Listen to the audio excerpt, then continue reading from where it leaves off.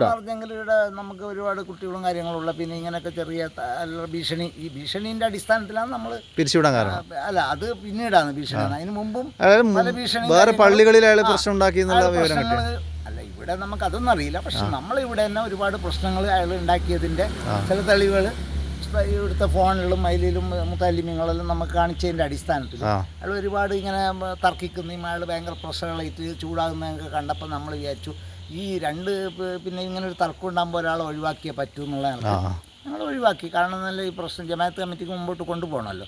നമുക്ക് പ്രശ്നങ്ങൾ ഉണ്ടാകുമ്പോൾ നമ്മൾ സാവധാനത്തിന് വേണ്ടിയിട്ടല്ലേ നടക്കുന്നത്. അപ്പോൾ അതിൻ്റെ അടിസ്ഥാനത്തിലാണ് നമ്മൾ പിരിച്ചുവിട്ടത്. സ്വാഭാവികമെന്ന് പറഞ്ഞിട്ട് ഒരു 3 മാസമായിട്ടുള്ളൂ. 3.5 മാസമായിട്ടുള്ളൂ. കഴിഞ്ഞ നോമ്പ് കഴിഞ്ഞിട്ട് അയാൾ ജോലിയിൽ പ്രവേശിച്ച്. അപ്പോൾ അത് ഞങ്ങൾ ഒഴിവാക്കി. ഞങ്ങൾ വേറെ ആളെ എടുക്കുകയും ചെയ്തു. പോലീസ് പെട്ടെന്ന് നടപടി എടുത്തു അല്ലേ? പെട്ടെന്ന് പോലീസ് വളരെ അഭിനന്ദനാർഹമാണ്. പോലീസിൻ്റെ നടപടി വളരെ പോലീസിൻ്റെ ഭാഗത്തു നിന്ന് നല്ല കാര്യങ്ങൾ ഉണ്ടായിട്ടുണ്ട്.